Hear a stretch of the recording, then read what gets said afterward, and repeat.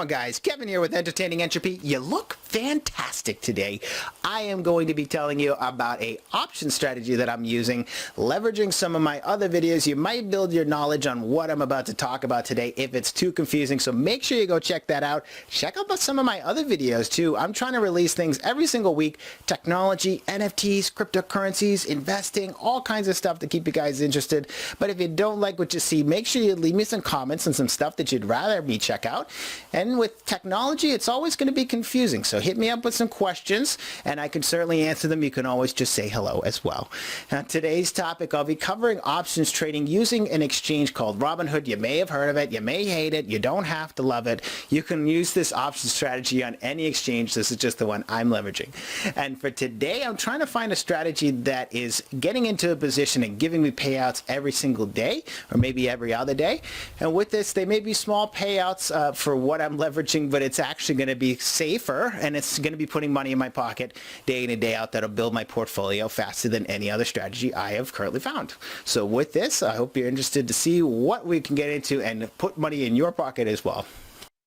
Hey, how's it going? All right, so here we are in the S&P 500. I'm using Robinhood again. If it's not your favorite app, I'm sorry for you. That's all right. You can use a different app.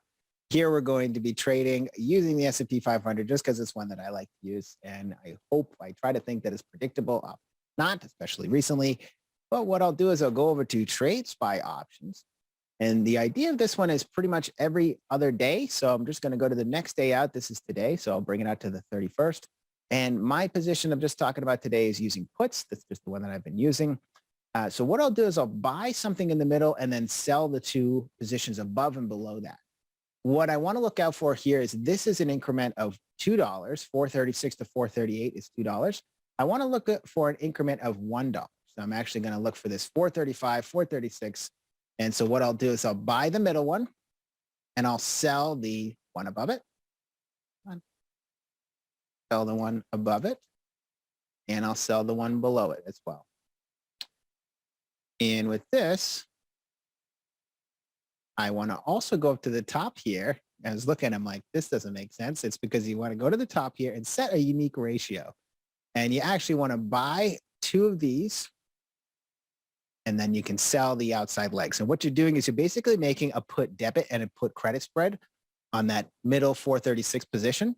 So the total credit that I typically find is the sweet spot is about $3. If I can open this up and get $4, I'd probably be even happier. So I'm going to just try to fish a little and get that. On the other end of this, when I'm closing it, I'm going to want to go ahead and close it for maybe $1 on the day that it's supposed to expire. So I did that today where I just opened up a closed contract order for $1 if anybody will take it. And somewhere around the midday, somebody closed it on me and I got to keep my credit in that example. Here, it's going to ask me just to kind of give me a test. I don't know why they do this, but just to prove that I know what I'm doing. And I go ahead and I'll hit credit here where I want a $4 credit. And I'll go ahead and open up this position. And so this is waiting for somebody to close it. If I sit here and nothing's happening, I always click replace order. And if I sit on the screen without having to navigate away, hitting replace order brings me right back to where I was. So that's a really good position to play. Another one that I've been using recently that's, kind of bit me more recently because the market crashed, but this is actually one that I feel long-term is going to do well. I'll go to SPY and trade options here, and I'm going to actually do a put credit spread. And my idea is to actually try to move it 45 days out. So I'm not going to do math here. Let's just pretend March 11th is like 45 days out or so. I'm just doing it. It may not be. Here we can go ahead and just do something that's really below the stock price. S&P 500, you hope. Hasn't been doing it recently, but you hope it's going to keep going up. Here I'm going to buy a position. And by going like this, selling the position right above it, I'm getting a $30 credit by holding $100 until March 11th, predicting that the stock price is not going to go below this level. And when it's above that level on March 11th, I get my $30, get that right away, but I get to keep it. And then I also get another $100.